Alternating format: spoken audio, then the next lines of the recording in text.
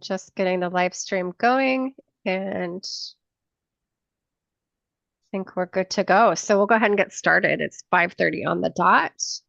Just introduce myself really quickly. My name is Kelly. I'm the Community Development Director for Wasco County. And I am joined by Sean Bailey, who is our Senior Planner for the current planning program. Sean's here to help check out your questions and enable those while I'm answering some of the questions that have been sent to us ahead of time. So feel free when you're in the chat to go ahead and send them in the chat. You can also submit comments at any time, either on the project website, wasco2040.com, or on the Wasco County website, you'll see an Ask a Planner function. You can submit comments. We're happy to respond to you. Another very cool tool is, and I'm going to showcase this tonight, is the software that we use to display the drafts actually enables you to leave comments and questions on particular areas of concern or interest for you. And that comes directly to staff, and then we have the availability to respond. So it's a good way for you to get your comments officially in the written record, which is what we require. We can't take verbal comments unless it's in a hearing. And it also enables you to interact with staff if you've got questions. We understand that ordinances are not something we hope you're not reading every day. And a lot of times they're written in pretty specific jargon or legal language that can be a little bit difficult to interpret. And we're happy to do that. That's one of the benefits of having a well-trained professional staff with the Community Development Department.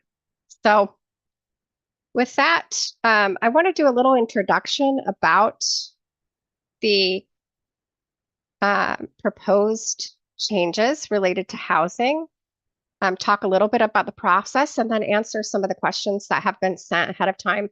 Also happy if you've got questions, you can turn on your camera and your mic to ask those or leave them in the chat. It's really up to you. I appreciate you taking the time on a Wednesday evening to be with us and listen to these proposed changes. We hope that you find on the whole these are positive changes for the county, or if you have concerns, we really hope to hear from you and hear how we can improve the drafts. So with that all said, I'll just give a brief introduction of the proposed changes, tell you about where you can find a little bit more information, the type of feedback that we're looking to hear, and then follow up with some questions that have been sent to us. So we have three main buckets of proposed amendments to the Wasco County Land Use and Development Ordinance outside the National Scenic Area. And two of those buckets pertain to conversations that we had with citizens in about 2019 during the Wasco County 2040 Comprehensive Plan Update. So those specifically are, first, we were anticipating laws being passed at the state legislature to allow accessory dwelling units in rural residential zones. And there was some back and forth with the legislature. At one point, it was tied to the wildfire hazard maps, and then a fix was put in place. And so we've been waiting for some of those things to go through the legislature, and so there was more clarity so that we could offer on behalf of the public, particularly wanting to make sure that provisions are in place to address many citizens' concerns with wildfire. So what we're proposing is consistent with the feedback that we heard during those public conversations in 2019, is to allow accessory dwelling units in rural residential designated zones. And I'll go into that a little bit later, what that means. And there are many requirements according to state law that go hand in hand with that. So it's pretty prescriptive, and I can go into some more detail about what those requirements are. But that's the first bucket of change. So that's to allow those in rural residential zones. I can talk a little bit about what those zones are and how those decisions were made, and then talk a little bit about the criteria. The second bucket related to comprehensive plan update conversations is single wide mobile homes. So We had a robust conversation with the public about housing and how to meet housing needs. And one of the things that planning staff and also citizens identified is that we have had a long-standing prohibition for all intents and purposes against single-wide mobile homes. And of course, we've seen a lot of public interest and investment in things like tiny homes, park model homes over the last decade or so. And so we really wanted to understand from the public what their sense was about allowing single-wide mobile homes onto the landscape. And really what we heard was resoundingly, yes, we think that's a good way to solve for housing affordability. But most citizens requested that we attach some very specific criteria to reduce what was perceived as blight.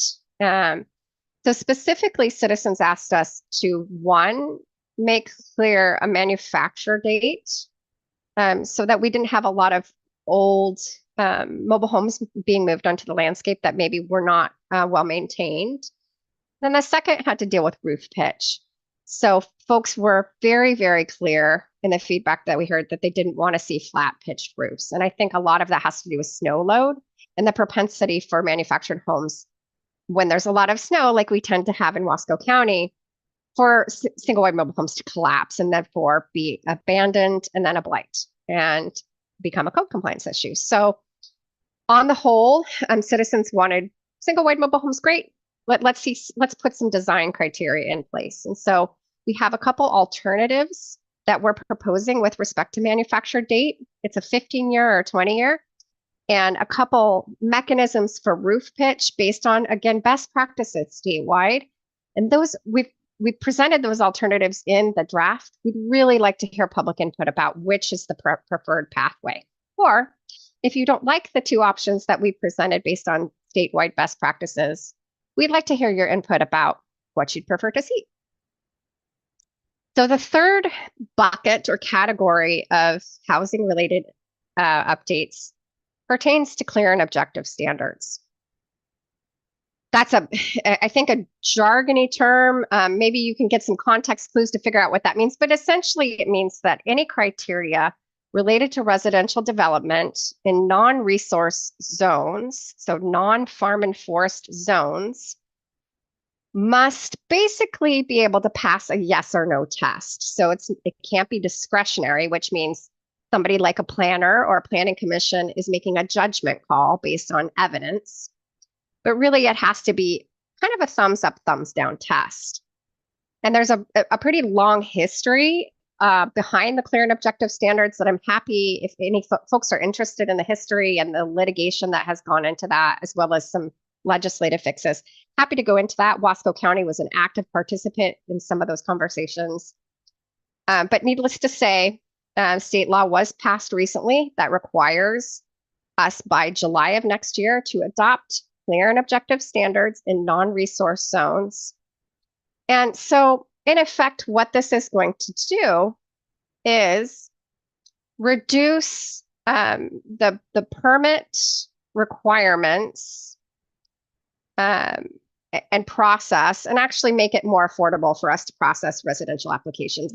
And essentially why that is that we can no longer process residential development as a conditional use permit. So we do have some zones currently where residential development is processed as a conditional development. And that has us have to answer questions like, is it compatible with a neighborhood? What are the impacts to land, soil, and water? So we have to reduce that type of analysis and make it clear and objective. So it has to be yes or no questions. We've modified it depending on what the zone is. So there's some diversity. It's not consistent across the board what the criteria is. So it's really important for citizens to read that criteria. And I'm happy to go into that in detail or answer any questions after the fact about why certain decisions were made according to the zone. But generally, I think we've been able to do it in a way that preserves the integrity of the zone, preserves any resources of concern, but really makes it a lot easier for everybody to understand what the criteria are. And like I said, probably is going to save some time and money as far as the review goes. It also implicated several of our overlay zones, and that's where we protect resources or we address things like natural hazards. And I think it's important to know before anybody reads the draft that there will be some language in there that seems like we're trying to prohibit residential development, but really the intent is to maintain the status quo with respect to those resources, which means there is going to be a little bit more of a review criteria. And what that does is essentially helps us connect landowners with experts to guide them in ways that they can develop their home without impacting resources. So again, I want to caution that when you're seeing some of that prohibitive language in the overlay zone, that really what we're trying to do is maintain the status quo as we process now. So generally, the clear and objective standards will make the review process much easier for Sean and his team. And it'll also save some money for residents because it is less of an onerous review for staff. But again, we still will be able to maintain many protections for things that our citizens value and that we've heard loud and clear that they value. So I'm going to talk for a few minutes about how to find information, how to engage with the drafts, how to follow up with us with questions or concerns, and then I'll go to address some of the questions that have been sent to us ahead of time. So we have, since the comprehensive plan, used a specific dedicated website that allows us to do a little bit more detail than the Wasco County website does. And I think that's really important for citizens to know this is a site that they can go and interact with, find lots of good information, and also engage with planners, kind of maybe not immediately, but within a couple days, which I think is really great. So the site, again, is wasco2040.com. And let me navigate back to the main page here. What you'll see is a website that looks like this. And if you scroll down, you'll see updates that are underway now. You may have seen us recently at the Planning Commission talking about some floodplain related updates. Next year, we've got some additional updates. We've got the housing updates. We also have been revising Chapter 10. We don't have those drafts quite ready because we're still waiting on some information from the state. And then we will also be presenting some updates with respect to geological hazards, which is an overlay zone, and that's not quite ready. So we're focused on the housing updates for this evening. All you need to do is click on this green square. That'll take you to the landing page. There's an informational explainer video if you're an auditory learner, you'd rather hear me telling you what we're doing in kind of a short, easy to digest format. There's some longer wordy sections that go over some of the material that I've already gone over. So what are we doing? Why are we doing it? And then if you scroll down, you'll also see an FAQ that we've prepared. So the kinds of questions that we've heard, we've tried to provide thorough answers. There's a one-page overview. Our citizens really love having that one page, easy to digest, easy to read, because if you get into the drafts, those are hundreds of pages. Here, you can also ask us questions at any time. Happy to answer those questions, happy to get back to you. You can learn about the process and you can send us your comments. And again, I want to stress this evening for those of you listening, we can accept verbal comments unless it's during the hearing process. So that's why we're encouraging written comments. You can send those via this tool on the website. You can email us. You can send us a letter. We also, as I said, again, have this option. I'm going to go into the drafts in a minute where you can leave comments and questions in the drafts as well. So lots of ways to give us feedback. And again, really want to encourage that feedback. It's really helpful to us. So I'm going to open up the drafts. We use a tool called Conveo, and it essentially gives you the draft, and you'll see some ways to pin comments and leave questions, and highlights what some of the changes are. So every draft that we try to release in our department has a cover sheet that tells you the markup. We try to leave how we're revising it really clear, so you don't have to try to figure out and compare and contrast our current ordinance with a proposed. You know what we're amending, and I think that's really important for citizens to be able to engage. I think it's also important because this way you can skim the document and look for the bold blue text, for instance, that represents new text, rather than having to read through every single page. Because again, we're over 200 pages for the housing related revisions. So want to make it easy for you, accessible for you. The other thing that we've done historically and today in response to citizen request is included cover sheets for every chapter. And some of the chapters are longer. You'll see chapter 3 is pretty long. It includes all of our zones. But this gives you a bulleted list of what the proposed changes are and a little bit of information about what the impetus behind the change is. Like, why are we making this change? It's going to explain that, whether it's connected to updates to state law, it's something planners have identified it is necessary because of citizen input, or it's just a cleanup, sort of non-substantive cleanup. So I think that's really helpful for citizens. If you have any feedback about this, there's something else you'd like to see, we'd love to hear that feedback. We're really responsive to that. So anyway, we live and breathe this stuff. So it can be really easy for us to forget what it's like as a citizen. So that's where you can come in and give us feedback about anything you'd like to see different. Really, really helpful to staff. So if you scroll through, you will see bright blue, bold text, and that indicates new text. You'll also see strike throughs. So this is a great example. Another thing that we're tackling in response to citizen input are the definition of accessory structures. We've for a long time had this 75% of the primary dwelling standard for accessory dwellings or accessory structures to keep them smaller than the house. And we've gotten a lot of feedback over the years about this. So what planners have done is surveyed best practices statewide and come up with a more flexible standard that should give people the option to have a slightly larger accessory structure. Not a giant mega warehouse, but something that's a little bit bigger that maybe fits a little bit better with their lifestyle. So if they have, for instance, a pretty large RV that they like to travel in, they'll be able to better accommodate that with a larger structure. So you can see here, we've striked out the current definition. So that helps you know exactly what the definition is today. And then in the bright blue, that's what staff is proposing. And again, I want to emphasize, these are things that staff have proposed based on citizen feedback, based on best practices. But there's lots of time to give us feedback. And I think, so there are some how-tos in this tool, Conveo, to tell you how to leave comments and questions.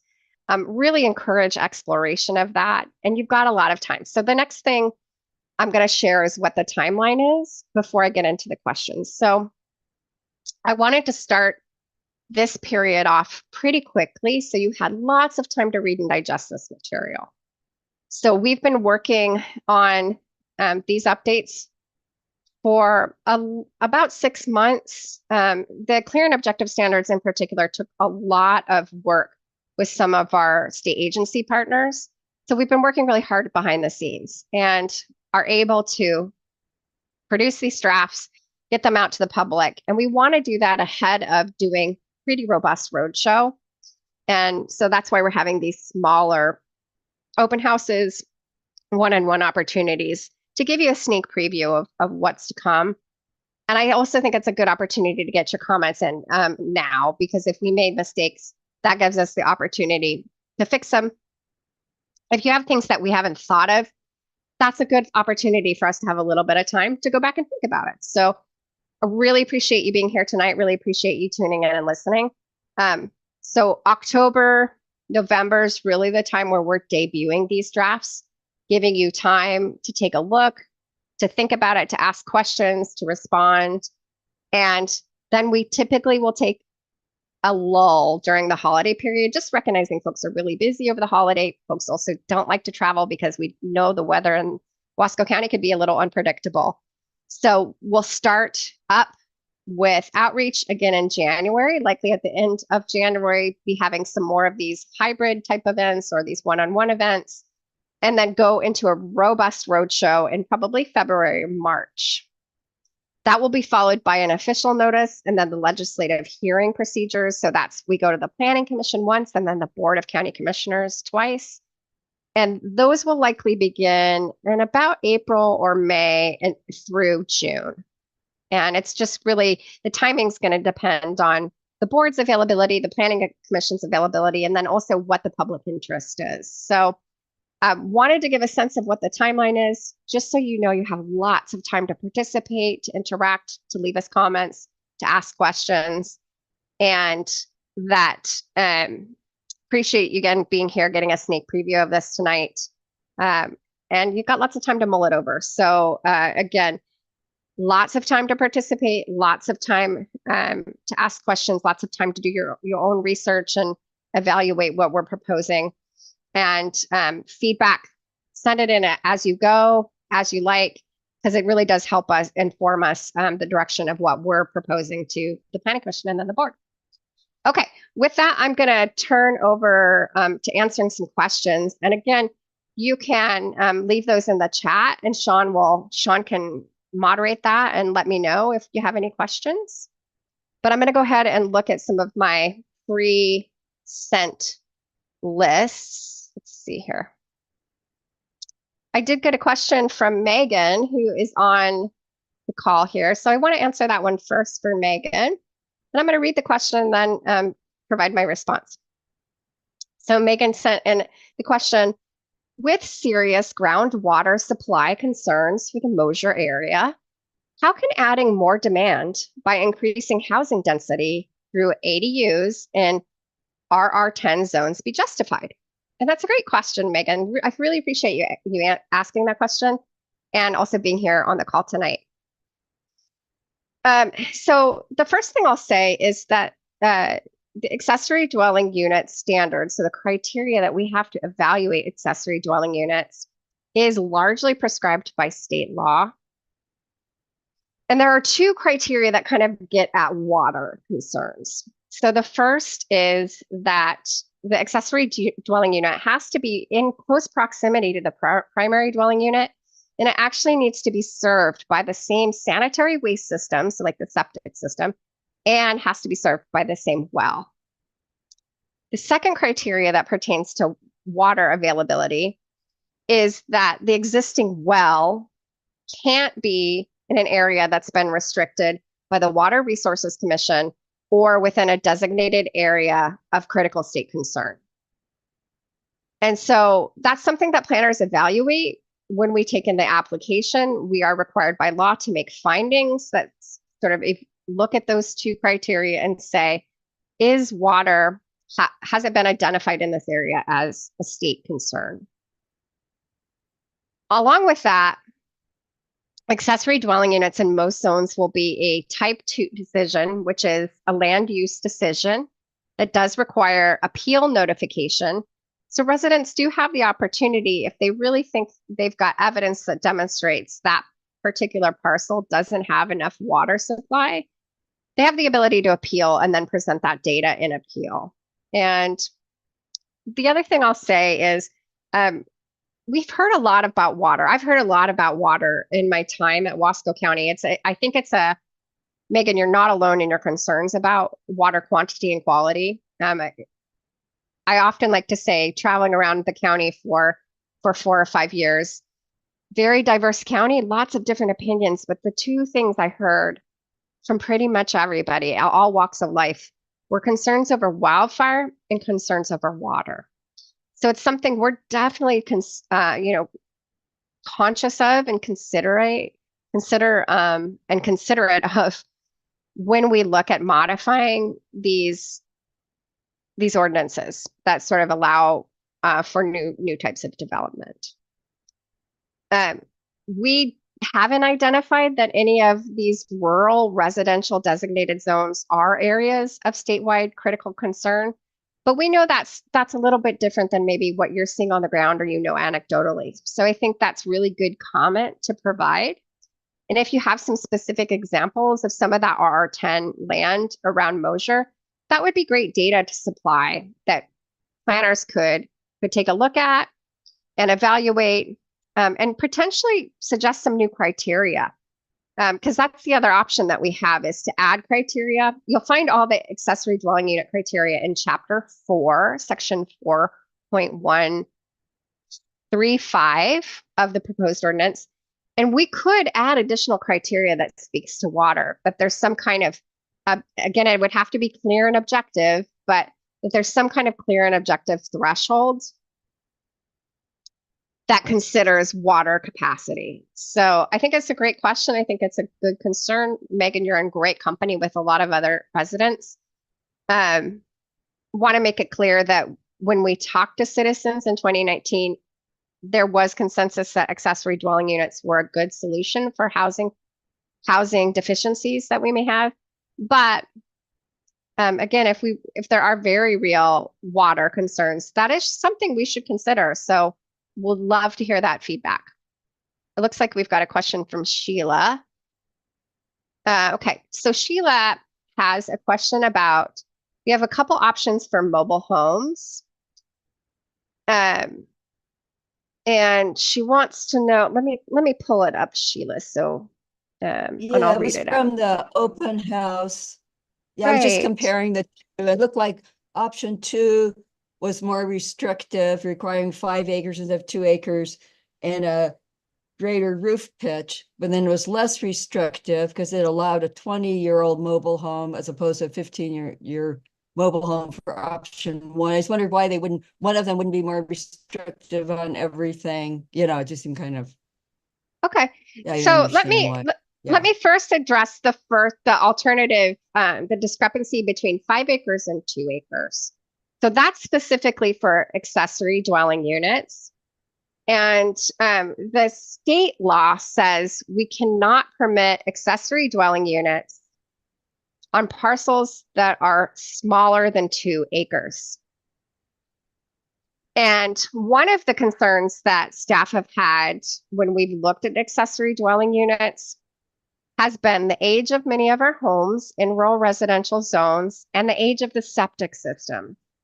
So we've had a lot of conversations with environmental health services staff to really determine what may be some of the obstacles related to sanitary waste and water systems. And one of the things that they addressed was the age of the systems and also the capacity of existing systems will likely require replacement of those systems. And when we have a full stop replacement of a sanitary waste system, that typically means we need a new drain field and a new replacement drain field. So one of the ways that staff is proposing to address that just straightforward is to offer, instead of going with the state law minimum 2 acre size, is to actually require 5 acres. And that's something we'd like to hear from citizens. Which option seems more reasonable to you? Do you want us to just go with a 2 acre? And there is a requirement that any applicant needs to demonstrate they can get authorization from environmental health services for a sanitary waste system. So there's already some built-in tools in the criteria to make sure that it's even doable before people invest the money in getting the permit. Or alternatively, if folks feel, ooh, 2 acres is really too small, that's a lot of density, we could go with a 5 acre standard. So first and foremost, that's an alternative just focused on accessory dwelling units. We'd love to hear feedback about that. And again, you can send that mail, email, using our comment function or leave it in the draft. Would be great feedback to hear from you. So the second piece Sheila's referencing are those 2 alternatives I talked about with respect to single wide mobile homes. So we've offered a couple alternatives to address the things that we heard from citizens during the comp plan update, which is we need rules around manufacture date and we need rules around roof pitch. And these alternatives are really based on best practices statewide. So whenever we're making we're doing something different, I guess, than what we've done in the past. What we'd like to do is comprehensive analysis of what other states do, or excuse me, other jurisdictions do in the state, so other counties, And then we'll reach out to the county staff and kind of have a conversation with them. How's this working for you? How does this look in the wild? Because what that does essentially is tell us whether it's been tested. Once in a while, we've been out in front of issues like with psilocybin, and we've worked with a small coalition of other counties to try to get it right. But in these cases where other jurisdictions are ahead of us, we really like to rely on their expertise. So that's what you're looking at. We didn't kind of make these up out of our brains. It's really based on, and that's why the language is a little different too. So the first option is 15 years. The second one is 20 years. Again, the language is a little bit different. Again, because those are the examples we pulled from. We could massage them differently if people preferred. I like this language, but I want to see it 20 years. We could do that. The distinction in alternative two about mobile home parks is mobile home parks, RV parks typically have their own requirements based on building code and health codes, so in state law,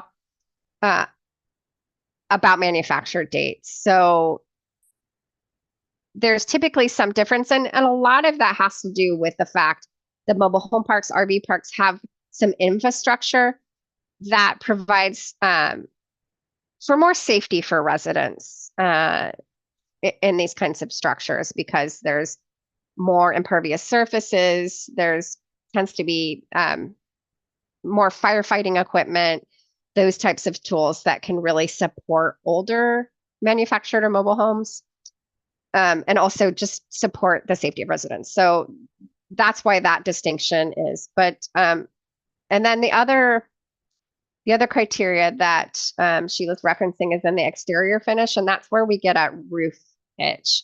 So, and again, I think that really has largely to do with snow load, and many residents anecdotally saw when there used to be a lot of flat roof single wides that they would, a bad snow year would tend to cave them in, and then they would become abandoned and then a source of blight. And we actually quite commonly deal on the code compliance part of our program with these single wide mobile homes that have in some cases been on the landscape and abandoned for over a decade. So it's not an unfounded concern. So again, looked at best practices both and talked to building codes about how the building codes system crosses over with mobile homes. And generally the standard is 2/12 or 3/12. So we've got a couple options. Again, the language differs depending on where we sourced it. We could mix and match these, not married to the actual language, just wanted to give you all a sense of what the best practices are and then hear from you what you like. I think alternative one in here is helpful because it has the roof and underfloor drainage portion of it and makes it really clear that folks need to be in compliance with building codes. So it's kind of an added transparent reference to residents when they're starting to think about their single wide mobile home placement. They'll have to meet those standards anyway when they get a building codes permit, but like a mobile home placement permit. But I think it just makes it more transparent. So Sheila, I'm not sure if I answered your question exactly. Let's see. Let me go back to your question.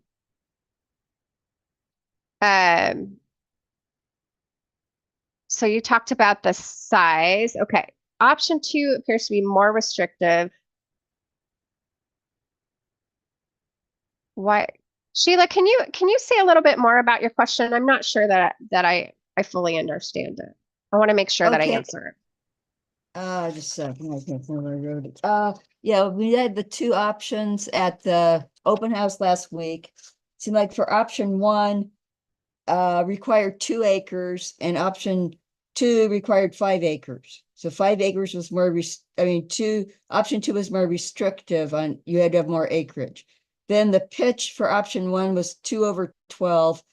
And for option 2, it was 3/12. So option 2 was more restrictive for that. But then for the age of the mobile home, option 1 was 15, had to be 15 years or Oh, I newer. see what you're saying.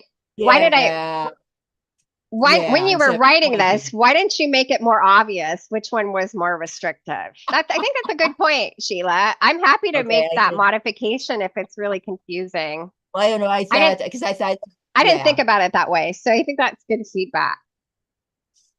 Make and it then the really roof, obvious which is more restrictive. I'm happy to yeah. make that change. Yeah.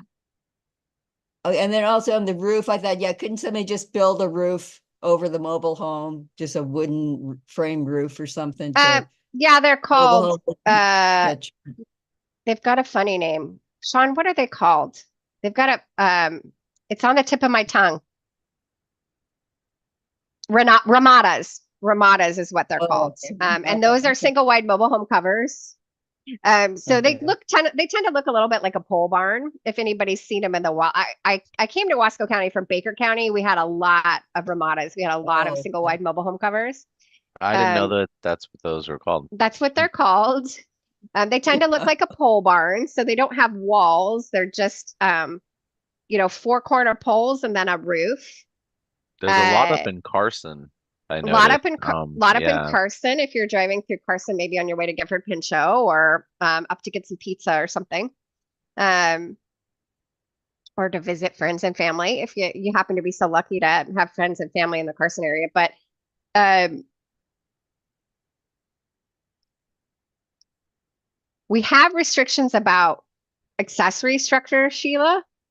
Uh-huh.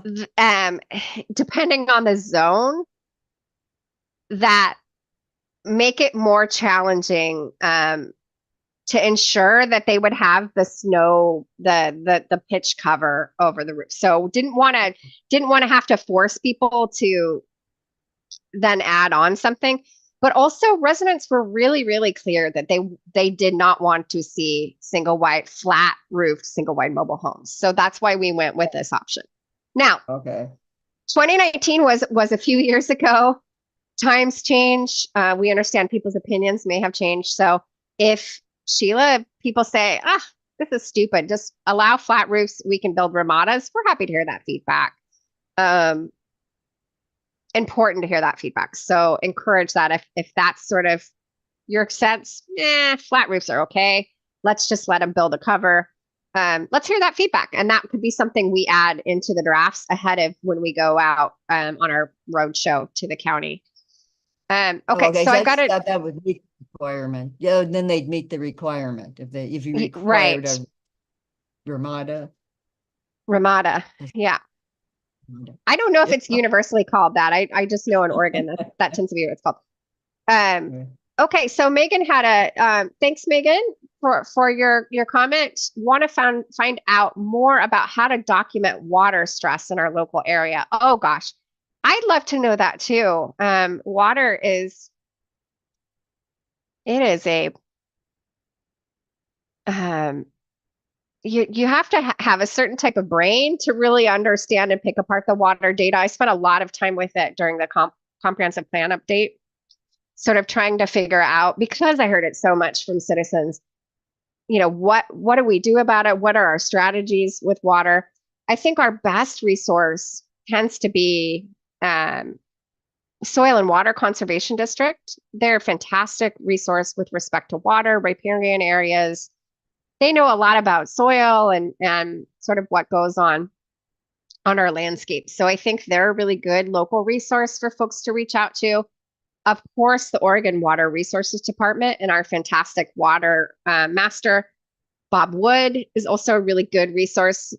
They've explained some of this information to me.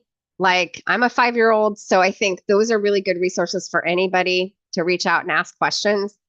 Specifically, Megan, if that area, that Mosier area is something of concern. Mosier, I know I've been to lots of collaborative meetings about the Mosier area and kind of looking at the aquifer and some of the constraints. I've also heard a lot of anecdotal information. So I know that it's a sensitive area. It hasn't been designated yet an area of critical statewide concern, but there have been a lot of interventions to make it water, a lot of deep drilling, a lot of re-drilling to make water happen for some existing properties. So my advice would be looking at some of those resources, if this is something you're really passionate about, reaching out to, again, Soil and Water Conservation District or a water master with Oregon Water Resources Department, Bob Wood, and asking some of those specific questions. And there are some online resources as well with Oregon Water Resources Department that can kind of tell you the state of water. Like I said, it can be a really daunting, challenging topic because a lot of information about water quality, quantity, that honestly takes some expertise to understand the resources that are online. So I'd encourage reaching out to those professionals to kind of demystify that information. And I think particularly if you're interested in seeing us adjust some of the criteria, that would be really helpful to staff to hear that feedback. Okay, I'm going to move on to a couple other questions. Please keep putting your questions in the chat. Love to hear you. You can also, like Sheila did, come on video or come off mute to ask your questions. Happy to hear from you. And let's see, I'll go to my frequently asked questions. I'm going to stay on accessory dwelling units for a minute. So one of the questions that we've received from residents is why there's this limitation to certain zones with respect to accessory dwelling units. So we've tried to make it really clear, accessory dwelling units are only going to be an option in the RR zones, so the rural residential zones. We've got several of those in the county. And again, this doesn't include the National Scenic Area. It's just outside the National Scenic Area. RR5, RR10, if residents want us to stick with state standard, RR2. And then we have WAMIC rural residential and Ty Valley rural residential. Those are our rural residential designated zones. State law is very specific that it has to be in a designated rural residential zone. And there's a very specific definition for that. To make sure that that's transparent to residents, we've actually added that definition or proposing to add that definition to the ordinance. So when you're scrolling through the draft, you can actually go in that first chapter, chapter 1, and see that. It's going to be areas for rural residential development, I believe, is the stub where you'll see the definition. It's very prescriptive what we can look at. And basically, it has to be an area when zones were being created, when the comprehensive plan was adopted, they had to be designated for rural residential use. And so we have a comprehensive plan, land use designation map, and also a comprehensive plan zoning map. Slightly different. The designation map, the comprehensive plan map, essentially shows how lands were designated. So were they designated for farm use, for forest use, for residential, for industrial, commercial? The zoning map goes a little bit more into the weeds about the zones. So it'll have those acre standards. That's usually when you see a number like FF280, RR10. That's the minimum parcel size required for that zone. So there may be some nuance there. Our rural service centers, Ty Valley, WAMIC, Pine Grove, they have some unique zoning. Again, it tends to be residential, commercial, or industrial. But there is an open space in Ty Valley. There's an agriculture in Ty Valley. So there tend to be some unique things about that. But those are the distinctions. So when we looked at what zones we could allow that in, first we had to look at the comprehensive plan map. So which lands were actually designated rural residential. To make this easy on future staff, when we knew this regulation was coming down the pike, after we talked to residents about, do you want to see this? We actually adopted language on the comprehensive plan that made it very explicit what zones are actually in play here, what zones actually qualify. So we've known about this since we started to see this accessory dwelling unit in rural residential land being introduced.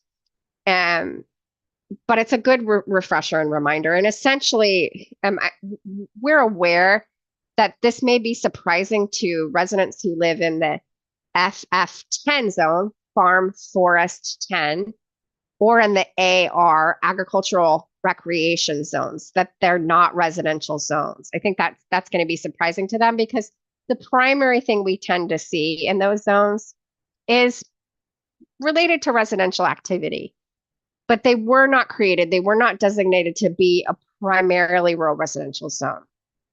So farm forest, it's a we tend to see it between Mosher and the Dalles mostly, although we do have some large landscapes, Sportsman's Park, Sportsman Paradise, kind of in the middle part of the county that are FF10 too. Those were really intended to be transitional zones between our heavy resource use, our farm and forest use, and our denser pockets of residential land in RR10. So you'll tend to see them as the in-between zone that kind of separates that more dense rural residential activity with the dense resource activity. And what that does is essentially helps to reduce conflict between our ag producers and our people who just want to live in their dream home out in the country. And that's really relevant. We do have some other protections in place, in particular to protect agricultural and forest operations. But I think that's important to understand that those zones were really meant to allow for small farming operations, small forestry operations, to enable them to have homes, but they're really meant to be transitional. So when we think about accessory dwelling units, we're talking about much more dense standard of residential development than we've really ever seen in the rural Oregon landscape before. So that's why it doesn't make a lot of sense to add a lot more people in FF when they're right next to resource activity, because that would just create more conflict between resource activity, but also state law doesn't allow it. So I think that's an important distinction. AR, that's our agricultural recreation zone. That was a really special zone that was created primarily for Pine Hollow. And what we tend to see, Pine Hollow was created as a community. We have more year-round living down there in Pine Hollow, but it was really created as a recreational zone. So around the reservoir down there in Pine Hollow, really meant for temporary stays, summer stays, summer vacationing, for people to go on the landscape, enjoy it, and then return home. So really, again, not intended to be a year-round residential space and really not intended for the density. And in fact, when we did the analysis of AR, most of those parcels are substandard, so they're well below 2 acres, so they wouldn't even qualify. The other place where we see AR is also in the Washington Family Ranch, so Big Muddy area. That's in the very southern portion of the county where Young Life is, Washington Family Ranch is. And that's a really special, unique, limited use combining zone in addition to being AR. So they wouldn't qualify anyway for an accessory dwelling unit. There's unique stuff going on that supports the youth camp. So that's why we focused on those rural residential specific zones. Another point I want to make, when you're looking at all those rules, specifically with accessory dwelling units or some of these other things, we've tried to make it really clear what's optional and what's actually required by state law. And I think why that's so important for citizens is so that you know what's going to have the most impact when you give us feedback. You're welcome to give us feedback or ask questions about any of the mandatory language, and we can hopefully give you some information about why the legislature, for instance, is proposing that or requiring that, what the conversations were like if it's of interest. But we've denoted anything optional that we really need citizen feedback with a squiggly underline. And the intent of that is so that you know what we need feedback on, what to focus on. And if we want to add things like additional standards with accessory dwelling units to look at water capacity, I'm happy to add some of those suggestions in, and then we can denote to other members of the public that this isn't a requirement, it's something we're adding because of citizen concerns. So really encourage when you're reading through the drafts to look for those squiggly underlines, because that'll tell you exactly what we need feedback on. And again, you can always look at the overview, the chapter overviews too, because that will make it really clear what's required, what we're proposing, or where there's alternatives. I've got a few more questions that were sent to me ahead of time, but we've got about 10 minutes left. I'm happy to answer anything from the folks who are in attendance tonight. If you have anything else you'd like to ask before I just go on to what else I've got here.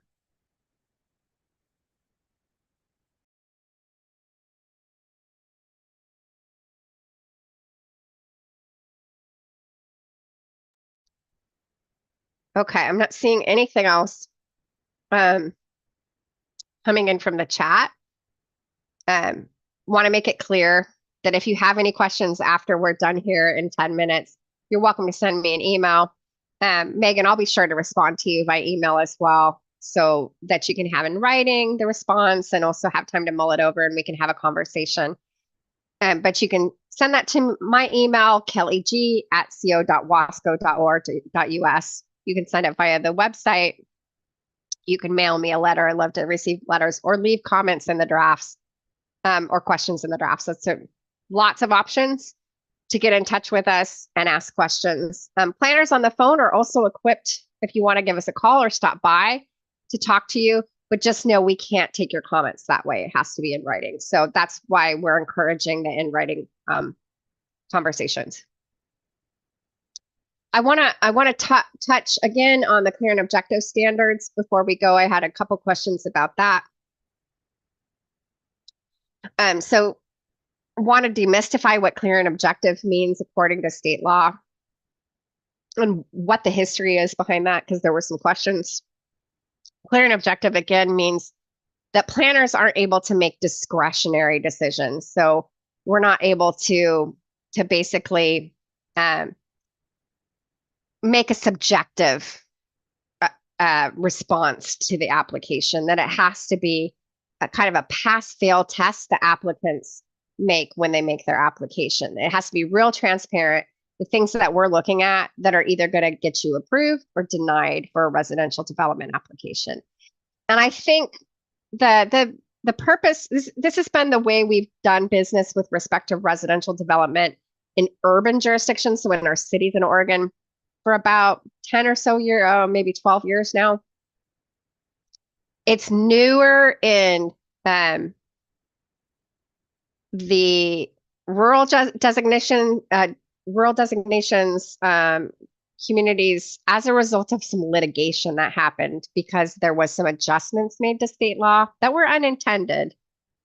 And so I think the thinking behind it is, when I heard a lot of the conversations when we were talking about how to revise this because it was suddenly applying to rural Oregon, had a lot of conversations with legislators and other counties to really understand what the goal was of clear and objective standards. And I think what I really heard from some of our representatives, but also home builders and property rights folks, is that in the past, discretionary standards like design standards have been used to arbitrarily deny housing applications. And when there's a real sense and a lot of evidence to show that we have a limited amount of housing available to Oregonians, that we really need to reduce any and all hurdles to approving a new supply of housing.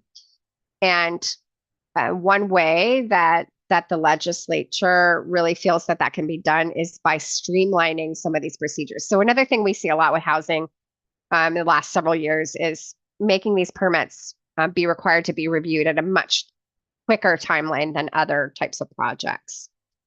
So the goal is really to make it quick, effective, cost-effective, and easy for folks to get housing permits, with the hope that that starts to chip away at our pretty sizable housing shortages in the state. So like I said, really how we've structured this is we've thought about ways to make these permits as easy and affordable for citizens as possible to really encourage housing development, but also keeping in mind some of these things that we know are important to Wasco County residents. So when you review the draft, you'll see, for instance, in a few of the zones, there are some historically have been protections for things like oak habitat We know that's really important for some of our species. And so we've continued that with some clear and objective standards, for instance, that and that's based on feedback that we've gotten from the Oregon Department of Fish and Wildlife. So you'll see we've translated that into more of a pass-fail.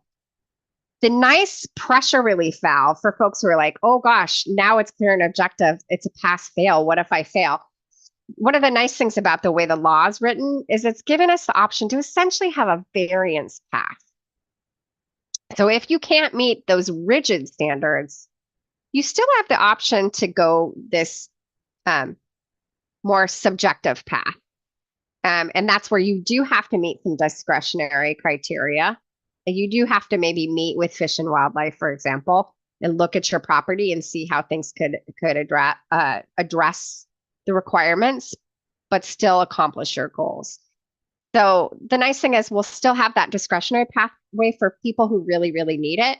But for folks who have a pretty straightforward project and they just want to build their home, we do have that clear and objective standard. And I can say that's worked really well for us in the past.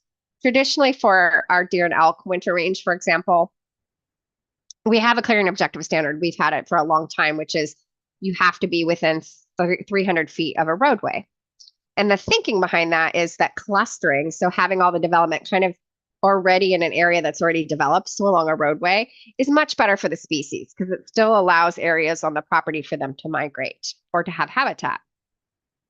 But not everybody can do the 300 feet because maybe they have an oak stand right next to the roadway, or maybe the topography is, the slope is too steep, or maybe there's an intermittent stream, for instance. So lots of reasons why maybe that standard wouldn't work. And we've for a long time had a variance kind of pathway to that, where they just go on site, they walk the parcel with Oregon Department of Fish and Wildlife, and they come up with a solution. And that's really, really effective for us. So we feel really confident when we're thinking about resource protections and also some of the other protections, that having those two pathways, one that's the easy discretionary, one that's the variance, is going to give citizens a lot more opportunities to be successful. So want to make sure that folks know, even if you fail the pass-fail test with the clear and objective standards, there's still going to be the option to work directly with our experts to look for a win or a yes. So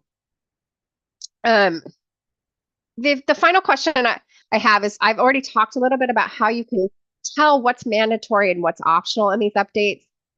But I did get a question, are these changes mandatory? And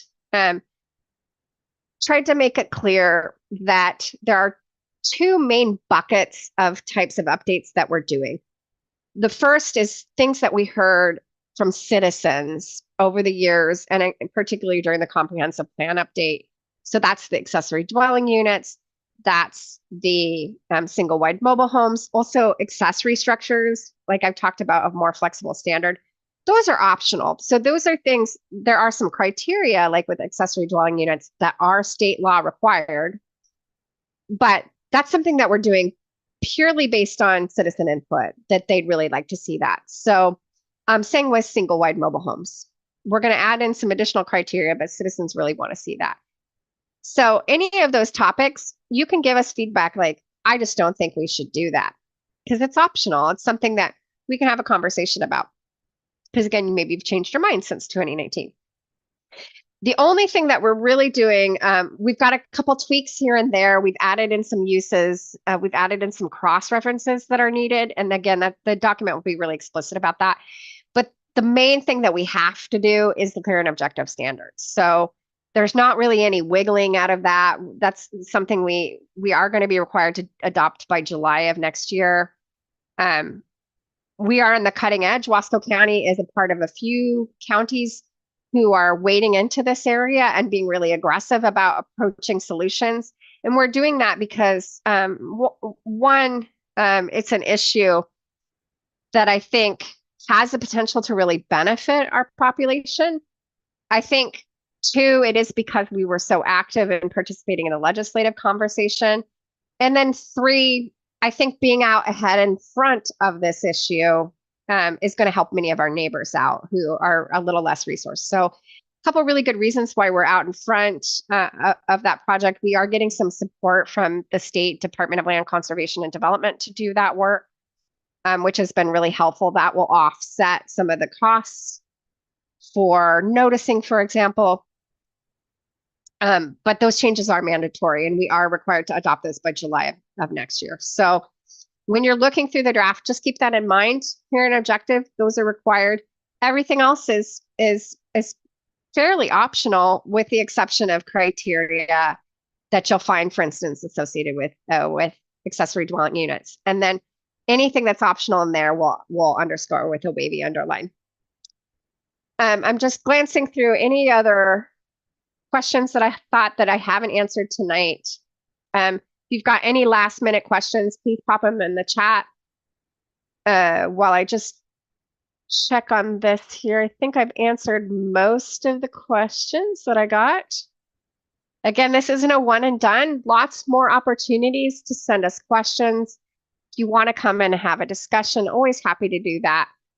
Send us feedback, look at the drafts. Again, we'll likely be reinitiating the public outreach in the new year in January, and then kicking off for a much more robust conversation where we actually tour the county and talk to folks. So you do have a lot of time to scrutinize these changes, a lot of time to ask questions, a lot of time, Megan, to reach out to some of those water experts and really understand what the true conditions are for your neighborhood. And that's really helpful if you have the passion and drive to do that. And I certainly will be thinking about that a little bit more. So I can be sure to, if I see any more additional information, Megan, I'll send that to you, and I will respond to your question. Sheila, you always know where to find me. So always happy that you're here to participate.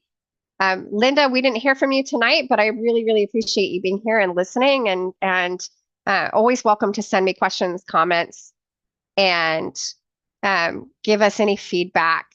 It really does help us do a good job, better work, represent what citizens in this county want and need to be successful. We take that very, very seriously. We want to always strike a balance of what we're doing, and you all are so critical to our process. So thank you again for spending the last hour for us. Linda, you came off. Do you have any comments or questions? Well, I just wanted to thank you for a very thorough presentation, and I think some of us look forward to doing a little research so that we can give you comments that will be helpful. Thank you so much, Linda. And Thank you. You've got lots of time. And again, if you've got questions, you've got concerns, please send them our way. We want to make this as interactive and as iterative as possible. So thanks again.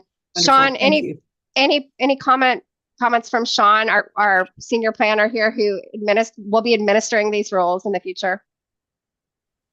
No, I'm excited to see what comments we get, just because it will be easier for us in some of these zones and a lot of these common type of requests. So we are also looking forward to that. It will be make a lot more of our citizens happier too, as our returns should be a lot quicker.